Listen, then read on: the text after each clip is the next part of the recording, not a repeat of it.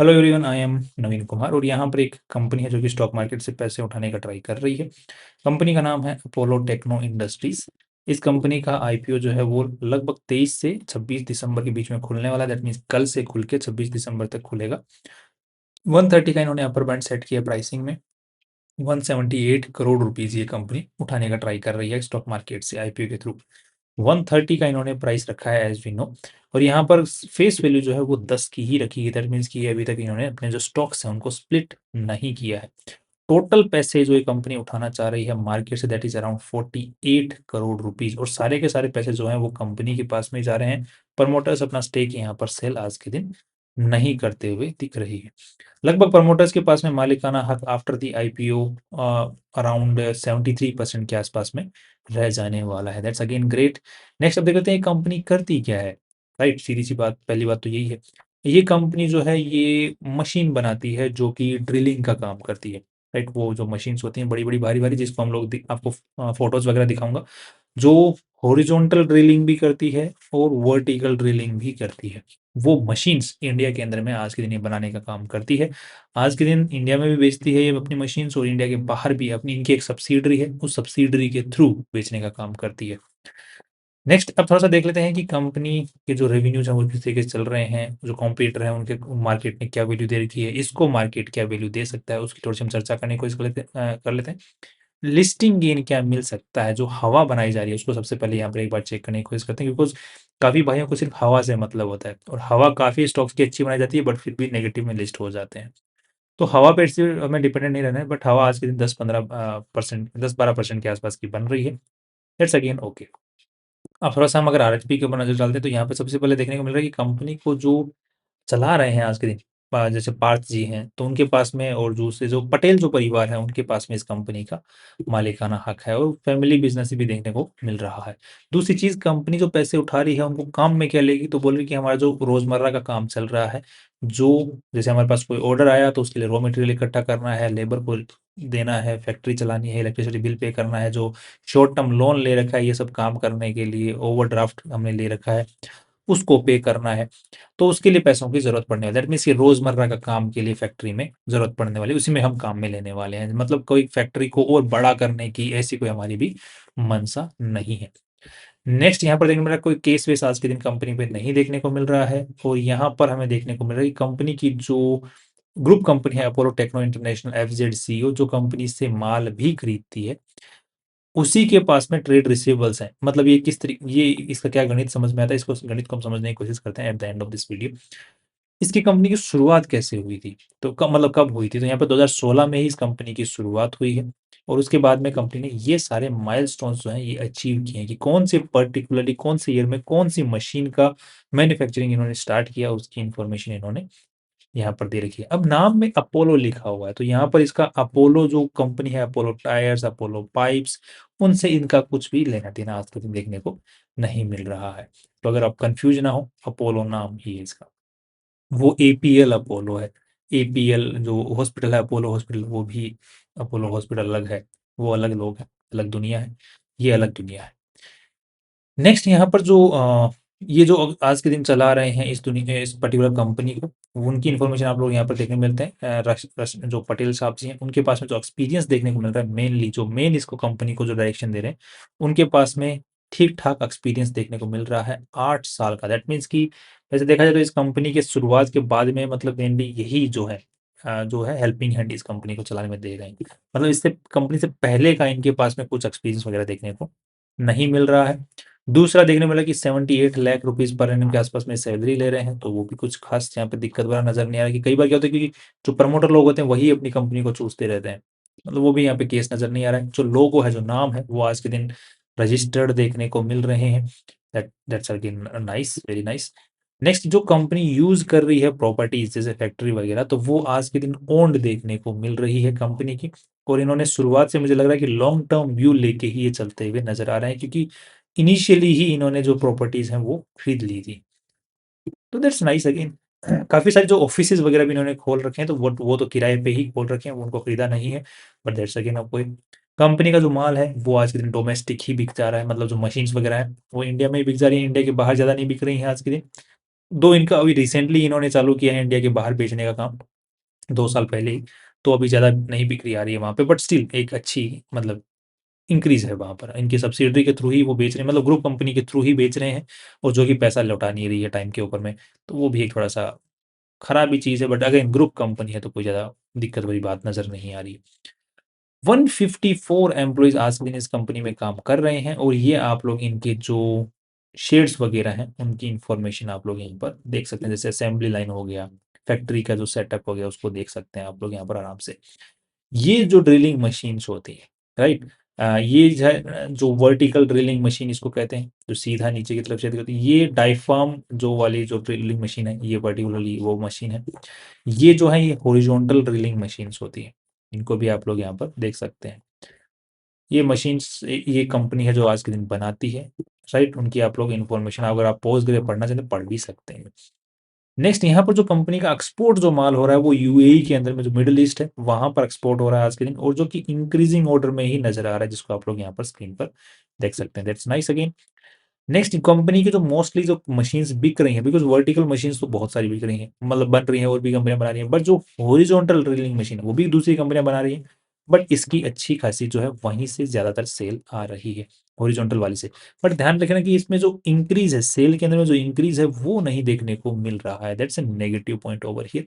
जो vertical machine है उसका ज़रूर यहाँ पर रेवेन्यू थोड़ा बहुत ज़रूर बढ़ता हुआ नज़र आ रहा है, बट हॉरिजॉन्टल वाले का जो इंक्रीज़ है, जैसे यहाँ पे देखने को मिल रहा है 48, 44, 45, सो एक कंसिस्टेंसी सी बनी हुई है, इतने ही करोड़ रुपए का इसका माल बिक रहा है, that's a negative point.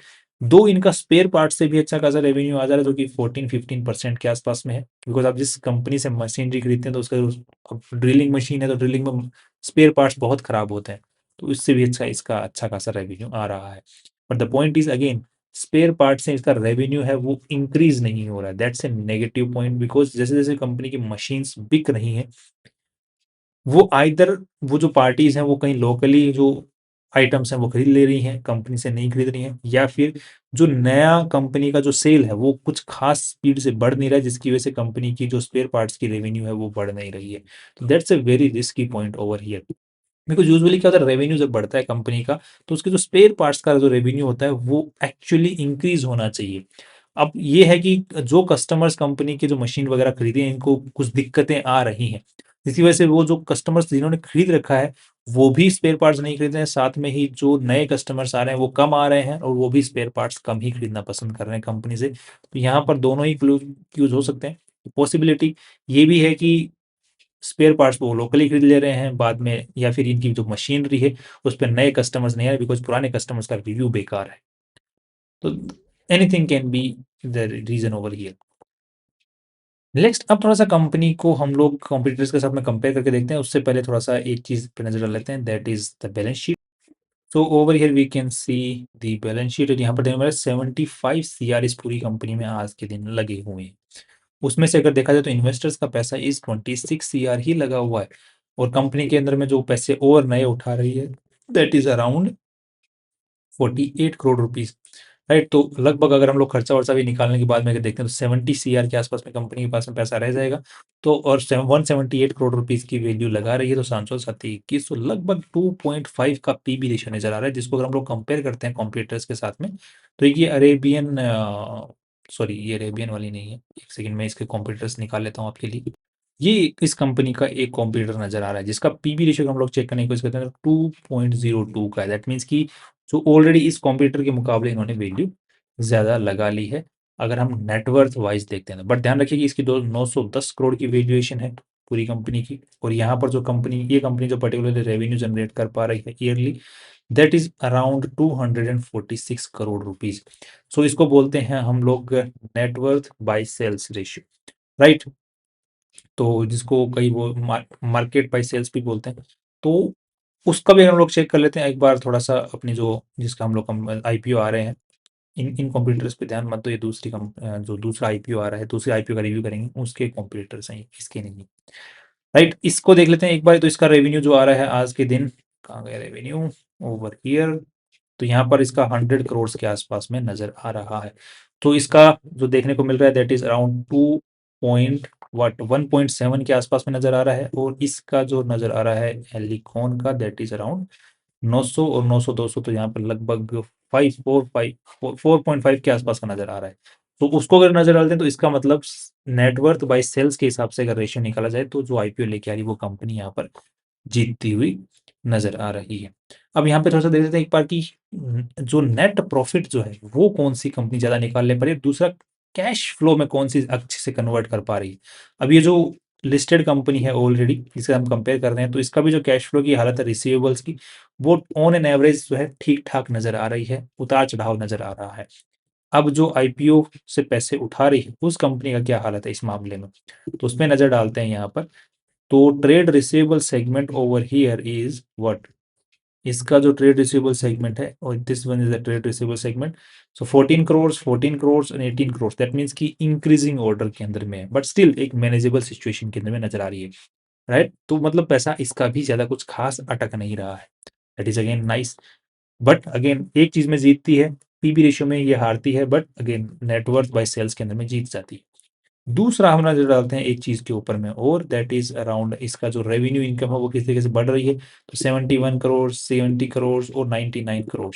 But the point is again इसकी जो 99 करोड़ रुपीज पहुंची है उसमें 18 करोड़ वर्थ ऑफ जो सेल आई है वो इसकी खुद की ग्रुप कंपनी जो एक्सपोर्ट बिजनेस में है उससे आई है, जिसने पैसा भी नहीं लौटाया है। वो ट्रेड रिसीवेबल्स जो है उसने 10 करोड़ रुपए फंसा रखे हैं और जो ट्रेड रिसीवेबल्स हमको यहाँ पर देखने को मिल रहा है। तो यहाँ पर 18 करोड़ का ट्रेड रिसीवेबल्स नजर आ रहा है हमें, उसमें से 10 करोड़ तो इसकी ग्रुप कंपनी ने ही फंसा के रखे हुए हैं जो कि अभी लौटा सकती है बट लौटा नहीं रही है। तो अब वो जो सेल है वो इसने सिर्फ मशीनरी खरीद करके अपने पास में रखी हुई है जो बिक नहीं रही है, ऐसा सिचुएशन है।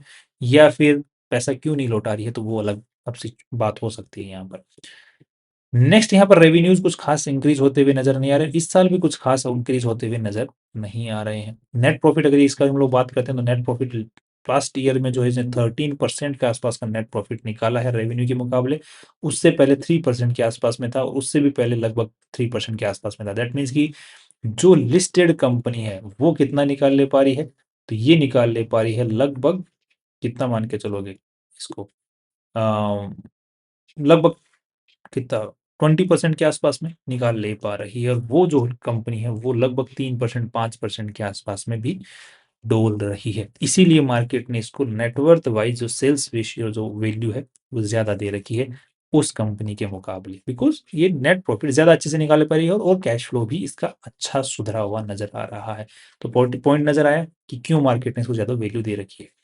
दूसरा हम लोग नेक्स्ट देख लेते हैं कि अब इसका कैश फ्लो स्टेटमेंट के अंदर में कि इसका कैश कितना अटक रहा है सच में, कि पॉजिटिवली कैश फ्लो पॉजिटिव है नेगेटिवली पॉजिटिव है। इसको नजर डालते हैं तो यहाँ पर नजर आ रहा है कि फाइनेंस कॉस्ट इज इस कंपनी का, इसको अगर हम लोग माइनस भी कर देंगे तो भी यहाँ पर नजर आ रहा है कि net cash generated, so this company is generating the cash in the positive sense में पॉजिटिवली जनरेट कर पा रही है। That is nice, right. तो दैट मीन्स पैसा अटक नहीं रहा है इस कंपनी का भी, दैट इज नाइस, इसकी खुद की ग्रुप कंपनी को छोड़ करके। अब फाइनल व्यू क्या बन रहा है इस कंपनी को लेकर के, फाइनल व्यू अगर देखते हैं तो फाइनल व्यू ठीक बन रहा है। इन्होंने जो वैल्यूएशन ऑलरेडी लगाई है कॉम्पिटिटर के मुकाबले वो ऑलरेडी काफी कम लगा ली है। दो छोटी है इसलिए इसके खर्चे ज्यादा हैं, जैसे जैसे रेवेन्यू बढ़ता है उसके बाद में जो खर्चे हैं वो स्टेबलाइज होने लग जाते हैं, वो नीचे रह जाते हैं और कंपनी का जो रेवेन्यू है वो नेट प्रॉफिट को बढ़ाता चला जाता है, जिसका कि हम एग्जाम्पल यहाँ पर 2025 के रिजल्ट में देखने को भी मिला है। So that's a positive point again. So I am hopeful in the longer run of this company. Shorter run के अंदर में भी अगर हवा अच्छी बनाई जाती है तो अभी जो देखने को मिल रहा है हवा को अगर हम लोग नजर डालते हैं तो यहाँ पे नेगेटिव में जा रही है हवा। पहले 13% पॉजिटिव थी फिर थोड़ी सी नेगेटिव में जा रही है, दैट मीन्स की हवा थोड़ी सी कमजोर पड़ती सी नजर आ रही है, राइट। बाकी मुझे कंपनी में थोड़ा दम नज़र आ रहा है और ये इसी पर्टिकुलर सेगमेंट की और भी कंपनियां हैं बट इस सेगमेंट के अंदर में सस्टेन कर पा रही है, दैट इज़ नाइस। और एक बड़ी सेल आ जाती है या फिर एक बड़ा ऑर्डर आ जाता है तो भी कंपनी के बल्ले-बल्ले हो जाते हैं। बट द पॉइंट इज़ कि कंपनी के प्रोडक्ट ज़्यादा बिक नहीं रहे हैं और स्पेयर पार्ट्स भी बिक नहीं रहे, तो इसका मतलब मार्केट में कैप्चर ये नहीं कर पा रही है अपने आप को आज के दिन। सो इनको आई थिंक प्रोडक्ट पे और काम इनका इस कंपनी को करना पड़ेगा। तो जो क्वालिटी है आई थिंक मुझे लग रहा है क्वालिटी इश्यूज़ इस कंपनी के पास में नज़र आ रहे हैं। But I'm hopeful in the longer run it might rewind, it might give a nice profit in the future। और हाँ फ्यूचर के हिसाब से अगर देखा जाए तो इस कंपनी में अगर आपको अगर अच्छी लग रही है, मतलब लॉन्ग टर्म का व्यू लेके चलते हैं और नीचे आती है एवरेज करने का मन करता है, तो किसी भाई के पास में बहुत पैसे हैं तो एवरेज करें, बाकी किसी का 30 लाख 40 लाख रुपए हैं स्पेयर पड़े हुए हैं वो एवरेज करने के बारे में सोचें, इस कंपनी में इन्वेस्ट करने के बारे में सोचें। बस जिसके पास में जो पोर्टफोलियो वो 5 का 10 लाख का ही है, वो प्लीज़ एसएमई स्टॉक्स के से दूर रहें, राइट? तो लिस्टिंग गेन की ज़्यादा उम्मीदें ज़्यादा नज़र नहीं आ रही हैं, बट लॉन्ग टर्म के हिसाब से मुझे ये कंपनी नज़र आ रही है। बट स्टिल आपके पूरे पोर्टफोलियो का 2-3% से ज़्यादा का इसमें पैसा लगा हुआ नहीं होना चाहिए। और जो अगर ये नीचे जाती भी है, तो एवरेजिंग जो होती है वो 40% से गिरने से पहले एवरेजिंग नहीं करनी होती है किसी भी कंपनी में। That's all from my side. कल फिर मिलते हैं। फाइनली आपको कोई भी अपना डिसीजन बनाना है, फाइनल डिसीजन अपने फाइनेंशियल एडवाइजर से पूछ के और रिसर्च करने के बाद में ही बनाना है। That's all. See you tomorrow.